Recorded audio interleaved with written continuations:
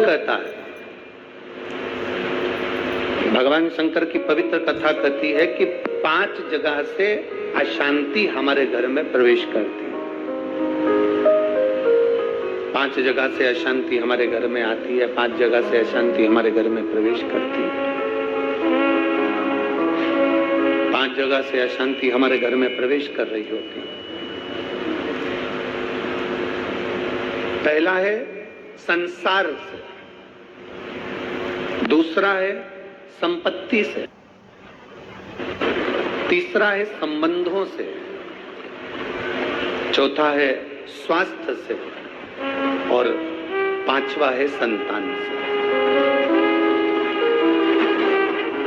है जहां से अशांति हमारे यहाँ प्रवेश कर रही है, उसमें 5 जगह में एक जगह संपत्ति भी कही है। 5 जगह में से एक जगह संपत्ति को भी बताया गया कि जैसे संसार से भी अशांति प्राप्त होती है। संसार के लोगों में आप सोचते हैं कि मैं संसार में जितना रहूंगा, जितना सबके साथ में रहूंगा, उतना मुझे सुख मिलेगा, शांति मिलेगी। ना ना ना, स्कंद पुराण कहती है हो नहीं सकता। संसार के लोगों के लिए आप दुनिया भर का कितना भी सुख प्रदान कर दीजिए, किसी के लिए आप अपनी जान भी निकाल कर रख दीजिए, संसार के लोगों के लिए आप अपनी पूरी संपत्ति भी लुटा कर रख दीजिए, संसार के लोगों के लिए अच्छे से अच्छा वस्त्र, आभूषण, माणिक, मोती, रतन जो कुछ दे सकते हो दे दीजिए। उसके बाद भी संसार के लोग कहे बिना रह नहीं सकते। आपको कहे बिना रहेंगे नहीं। आप कितना भी सुख उनको दे दीजिए, आप कितना भी सुख उनको प्रदान कर दीजिए, आपको वो सुख आप दे भी देंगे। एक व्यक्ति अगर अपने घर की शादी में करोड़ों रुपए खर्च कर कर पूरे घर के मेहमानों को, संसार के लोगों को, सबको बुला ले और सबको बुलाने के बाद में वो सबका सम्मान करे, सबका आदर करे, सबका सत्कार करे, सब कुछ अच्छा करे, सबका आदर भी करे, सबका सम्मान भी करे, सबको खूब दे भी और खूब प्रदान कर दे, उसके बाद भी दुनिया के लोग कह देंगे हराम का आ रहा होगा तो लुटा रहा हो। ये दुनिया की रीति है, ये दुनिया का क्रम है। संसार का व्यक्ति जितना आप विचार करेंगे कि मैं संसार के अंदर रहूं, लोगों के अंदर विराजमान रहूं, मुझे यश ही यश मिले, तो बहुत मुश्किल है। आप दुनिया का सारा सुख दे दीजिए तो भी यश की प्राप्ति नहीं हो सकती। थोड़ा वक्त मिल गया तो मिल गया, किसी ने कह दिया, किसी को आपने देते रहे तो मिल गया। संसार अशांति देता, संपत्ति, शिव महापुराण की कथा कहती है, स्कंद पुराण कथा कहती है कि हमारी संपत्ति भी हमको अशांति देती है। जिसके पास कुछ नहीं वो आराम से रोड के किनारे टाट बिछाकर बहुत मस्ती से सोता है।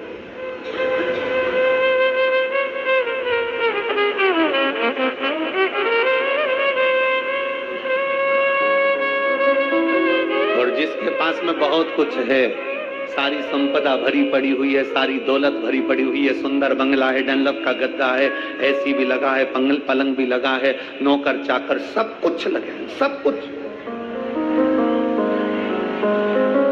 तो भी उसको नींद नहीं आती।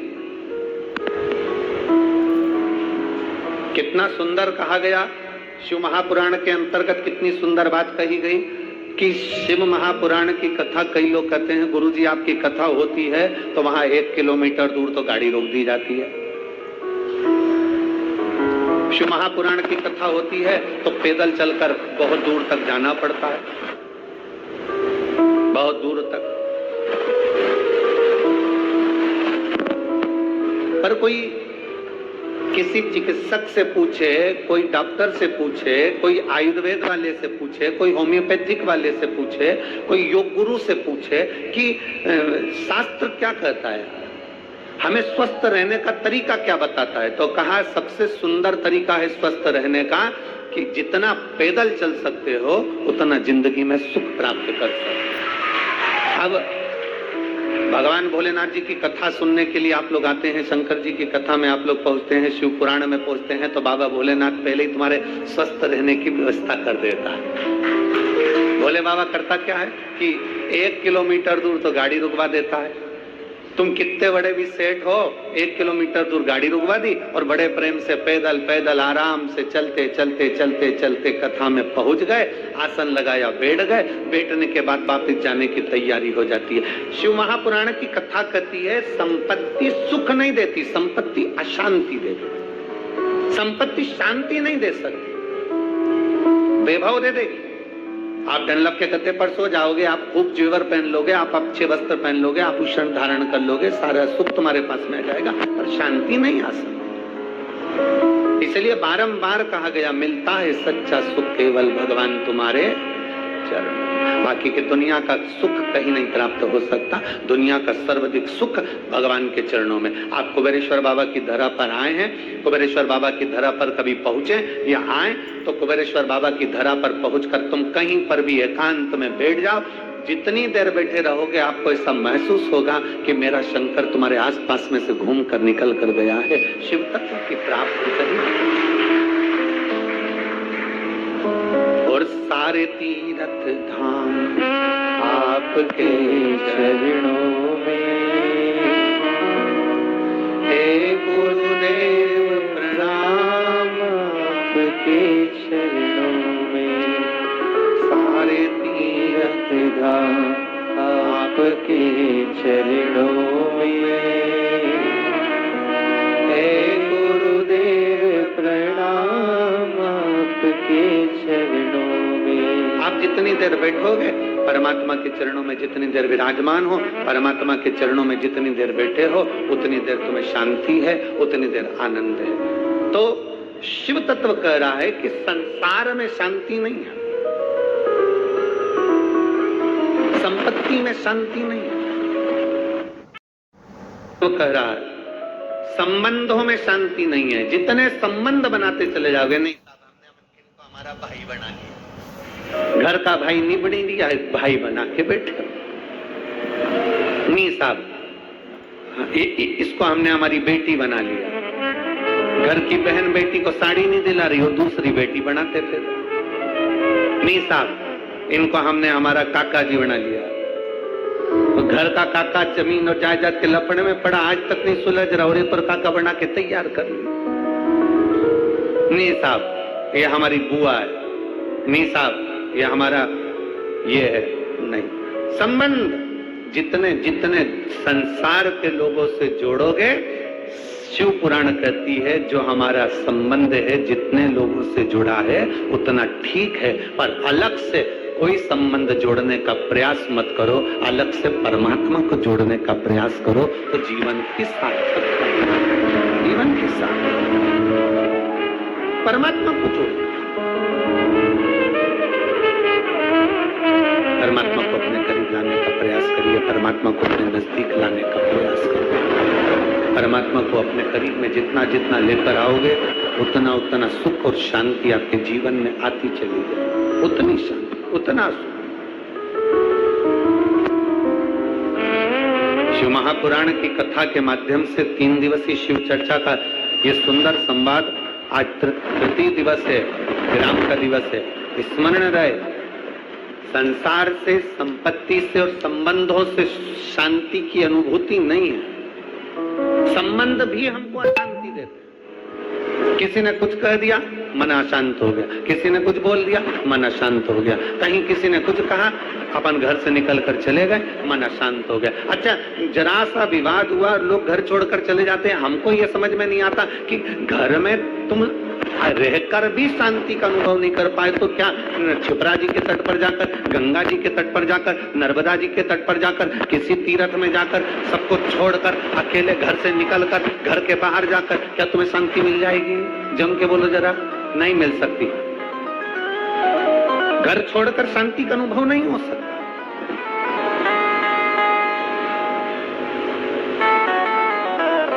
संसार ने अशांति दी, संपत्ति ने अशांति दी, संबंधों ने अशांति दी, फिर अगली अशांति दी स्वास्थ्य ने।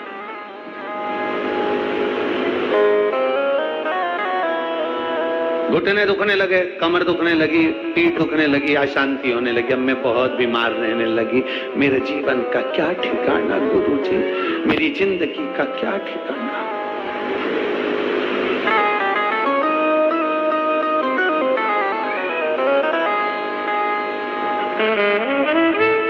कभी अगर मौका लगे ना, एक बार भविष्य पुराण का अध्ययन करिएगा। गीता प्रेस गोरखपुर की भविष्य पुराण लीजिए और उसका अध्ययन करिए। भविष्य पुराण का जब अध्ययन करेंगे तो उस अध्ययन में आपको निकलेगा कि परमात्मा ने जब हमको जन्म दिया तो जन्म के समय पर हमारी खोपड़िया में एक मैग्नेट लगा दी, एक चुंबक लगाई।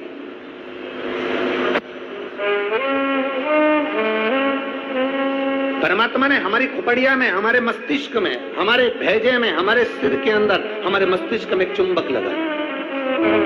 कभी अगर भविष्य पुराण पढ़ें तो उसमें अध्ययन करिएगा, हमारे मस्तिष्क में एक चुंबक परमात्मा ने जन्म के समय पर, पैदा होने से पहले, हमें बनाने से पहले, माता के गर्भ में जब हम पड़े हुए थे, हमारा मस्तिष्क बन रहा था।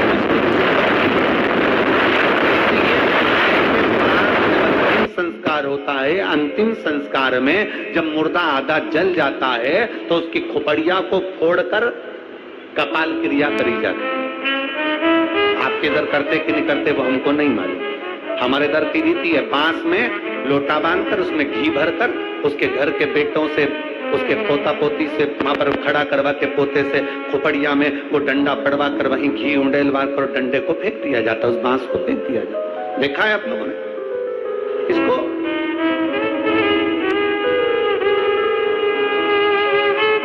भगवान जब हमें जन्म दिया, परमात्मा ने जब हमको पैदा करा, उस समय पर माथे में, मस्तिष्क में, भेजे में एक चुंबक लगा। क्या करती है वो चुंबक? चुंबक का कार्य क्या है? चुंबक का कार्य है, अगर आपने पैसा पैसा पैसा पैसा सोचा विचारा, दिन रात पैसे पैसे में लिप्त रहे, तो व्यक्ति वो मस्तिष्क में जो चुंबक लगी है वो पैसे को अपनी ओर खींचती है। मतलब मनुष्य पैसे को आसक्ति के रूप में अपनाना प्रारंभ कर दे। अब चुंबक का दूसरा कार्य क्या है? अगर किसी बुरे व्यक्ति में बुराइयां देखोगे तो वो बुरे व्यक्ति की बुराई तुम खींचते चले जाओगे। वो तो ऐसी, वो तो वैसा, वो तो वैसा, हर व्यक्ति में बुराई, क्योंकि तुम्हारे भीतर में जो भेजे में चुंबक भरी है वो बुराइयां ही खींचेगी। और अगर तुमने किसी व्यक्ति में अच्छाई देखना प्रारंभ कर दी तो तुम्हारे मस्तिष्क में जो चुंबक लगी है वो दिन रात हर व्यक्ति में अच्छाई को ढूंढना प्रारंभ कर देगी, अच्छाई खींचना प्रारंभ। एक चुंबक लगी। अब ये बात तो अपने तक हो गई, अब मेन बात पर जाओ, मुख्य बात पर। मस्तिष्क में चुंबक लगाकर परमात्मा ने हमको पैदा करा है, एक आकर्षण देकर हमें पैदा करा है, एक चुंबक लगाकर हमें पैदा करा है। चुंबक जब पैसे को खींचती है तो पैसा ही पैसा सोचने में आता है, बुराई खींचती है तो बुराई बुराई हमारे अंदर आती चली जाती है, किसी का क्रोध खींचती है तो क्रोध हमारे अंदर आता चले जाता है। उसी तरह अच्छाई किसी की खींचती है तो हमारे अंदर अच्छाई आती चली जाती है। उसी तरह चुंबक बीमारी को भी खींचती है। हम जब एक बीमारी के बारे में सोचते जाते हैं, मेरे पाँव, मैंने सुना है किसी को पेट में बच्चादानी में गांठ पड़ गई तो मालूम पड़ा कि उसको कैंसर हो गया। मैंने सुना है किसी के घुटने में अगर प्रॉब्लम हो गई तो उसका घुटना बदलाना पड़ा, मालूम पड़ा उसमें ग्रीस कम हो गया। मैंने सुना है कि किसी के हृदय में छेद हो गया, किसी के हृदय में कुछ हो गया, किसी के चेस्ट में गठान पड़ गई तो कैंसर बता दिया गया। ये हम जरा सा हमारे शरीर में दर्द हुआ और हमने वो सोचना प्रारंभ कर दिया। क्या सोचा हमने? कि उसको कैंसर हो गया था, उसकी किडनी खराब हो गई थी, उसका लीवर खराब हो गया था, उसके साथ में ये हो गया था, उसके घुटने बदल पाए, उसको गुजरात ले गए, उसको राजस्थान ले गए, उसको वहां ले गए और उसका शरीर में ये करवाया। आंख में प्रॉब्लम हुई तो आंख के बारे में सोचते रहे, सोचते रहे, सोचते रहे। अर्थात हमने इतनी बीमारी का सोच लिया, इतनी बीमारी का सोच लिया, बीमारी वो थी नहीं, पर हमने सोच सोच के चुंबक जैसे उसको खींच कर अपने अंदर वो बीमारी को इकट्ठा कर लिया, आखिरी में वो बीमारी हो गई। ये हमारे भीतर की चुंबक है जो हमें खींच रही है। छोटी मोटी गठान हो जाए ना, कभी मत सोचना आओ ऐसी तो होती रहती है। दवाई खाऊंगी, शंकर पे चढ़ा हुआ जल पीऊंगी, डॉक्टर को दिखाऊंगी, सारी जांचें कराऊंगी, जो डॉक्टर बोलेगा सारी जांच कराऊंगी। और मेरा विश्वास कहता है डॉक्टर के अनुसार चलकर, क्योंकि डॉक्टर भी शिव का एक रूप है, उसके अनुकूल चलकर मैं ये दवाई ले लेकर, कुंदकेश्वर महादेव का नाम लेकर मेरी सारी गठान गल जाएगी। जब तुमने सोच लिया गल जाएगी, गल जाएगी, गल जाएगी, मतलब गल जाएगी। तुमने सोच लिया कि नहीं, वो डॉक्टर तो बोल दिया है कि इसकी ऑपरेशन कराकर निकलवाकर जांच करने जाएगी और मुंबई भेजी जाएगी। आधी तो टेंशन में मर गई, कहीं कैंसर कैंसर कैंसर, सोच सोच सोच सोच, आखिरी में सोच पाई। एक पत्र है, हम चाहते नहीं, बुरा किसका होगा? जो सोच रहे हैं हम, वो हमारा ही बुरा होगा। चुंबक लगी है इस मस्तिष्क में, इस भेजे में। घुटने में दर्द है ना, ये कभी विचार मत करो कि मेरा ऑपरेशन होगा, मेरा घुटना बदलना पड़ेगा, ये करना पड़ेगा, वो करना पड़ेगा। डॉक्टर से मिलो, डॉक्टर से दवाई भी लो, सब कुछ करो, पर यह विचार करो कि मैं डॉक्टर के पास जाऊंगी, भगवान का भजन करूंगी, शंकर के मंदिर जाऊंगी, एक लोटा जल चढ़ाऊंगी, बेलपत्र चढ़ाऊंगी और जल बेलपत्र चढ़ाकर उसका पान करूंगी और यह मेरा विश्वास करता है कि मैं ठीक होऊंगी, मुझे घुटना बदलने की जरूरत नहीं पड़ेगी, मुझे कोई कार्य करने की जरूरत नहीं पड़ेगी और मैं ठीक हो जाऊंगी। ये मेरा विश्वास करता है, ये मेरा भरोसा करता है। चुंबक लगी है एक मस्तिष्क के अंदर, एक आकर्षण परमात्मा देकर भेजता। चलो एक प्रैक्टिकल कर देखिए। आप सब एक प्रैक्टिकल करो, जितने लोग कथा को आस्था चैनल पर सुन रहे हैं, जितने लोग फेसबुक यूट्यूब पर सुन रहे हैं, जितने लोग कुबेरेश्वर बाबा की धरा पर सुन रहे हैं। दीपावली के बाद, दीपावली के पहले या कल परसों से एक विचार करना कि मुझको ये खाना है या मुझको ये लाना है, या मेरी पास में धन नहीं तो धन की व्यवस्था, मुझे 5,000 2,000 3,000 15,000 की जरूरत है और वो मुझे चाहिए।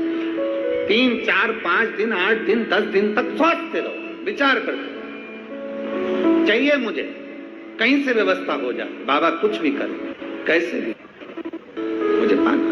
भोजन के लिए विचार करो कभी कि मुझे भोजन लग चाहिए, मुझे आज ये खाना है, मुझे 5 दिन बाद 10 दिन बाद मेरा मन है कि मुझे ये प्राप्त करना है। धीरे धीरे धीरे धीरे वो चीज आपके पास आती चली जाए, अपने पास।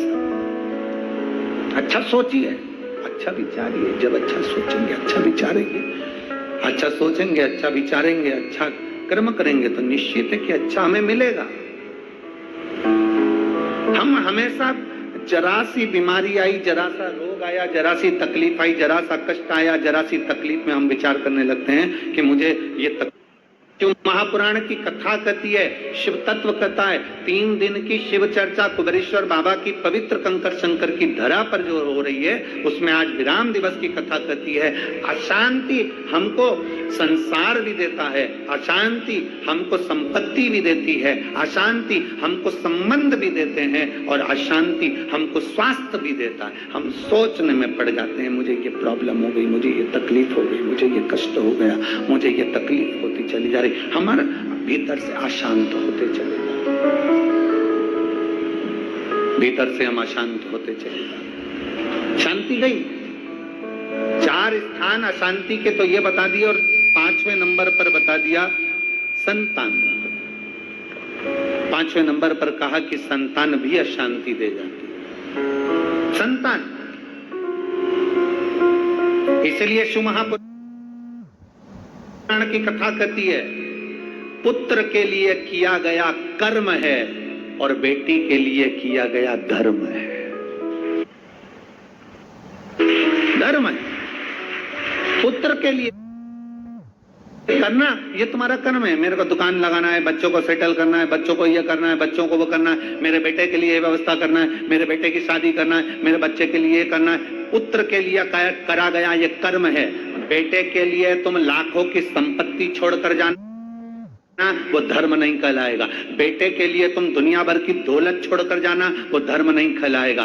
पर बेटे के लिए अगर कुछ कर रहे हो, उसको अगर लैपटॉप दिला रहे हो, ये कर्म है। उसको मोबाइल दिला रहे हो, ये तुम्हारा कर्म है। तुम अगर बेटे के लिए जमीन कर रहे हो, ये तुम्हारा कर्म है। अगर बेटे को तुमने दुकान खोली, ये तुम्हारा कर्म है, क्योंकि तुम पिता हो, बेटे के लिए करना पड़ेगा। माँ अगर बेटे के लिए रकम बनवा रही है, ये कर्म है। बहू के लिए कुछ कर रहे हो, ये तुम्हारा कर्म है। बेटे के लिए जितना करा वो कर्म है। गाड़ी लाए, कर्म है, क्योंकि बेटे के लिए लाना पड़ेगी, बहुओं के लिए लाना पड़ेगी, मकान बनाना पड़ेगा, जमीन करना पड़ेगी, जायदाद करना पड़ेगी। ये सब कर्म की गिनती में आ गया, ये सब कर्म।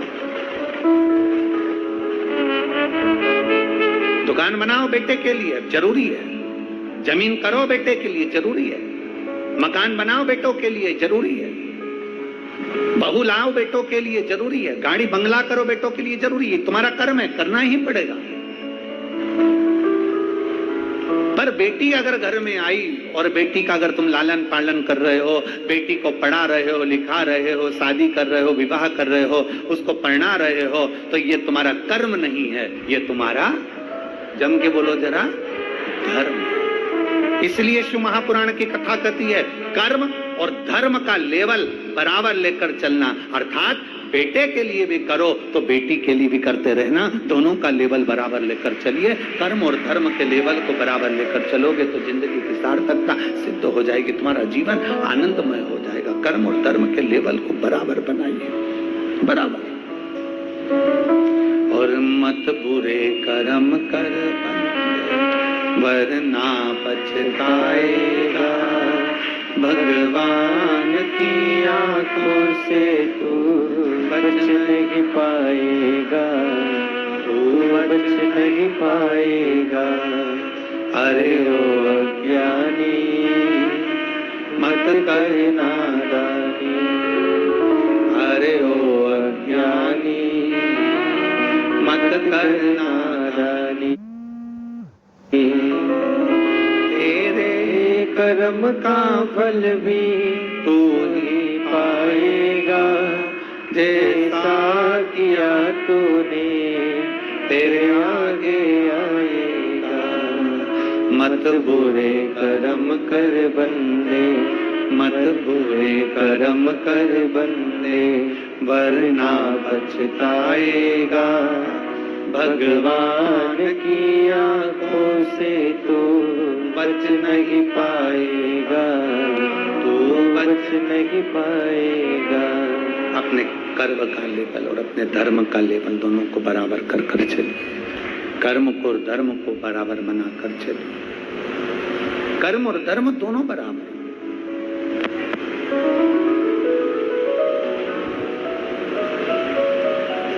संसार, संपत्ति, संबंध,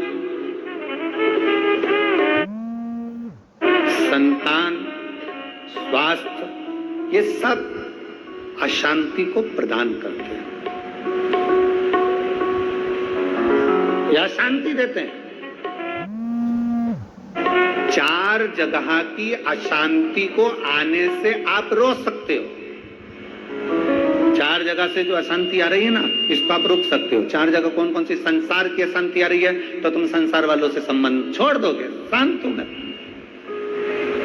संपत्ति से अशांति आ रही है तो ज्यादा ध्यान देना संपदा पर कि अब जो होगा देखा जाएगा, जितना मिल गया उतने संतुष्टि है, तो तुम रोक सकते हो, अशांति आने से रुक जाए।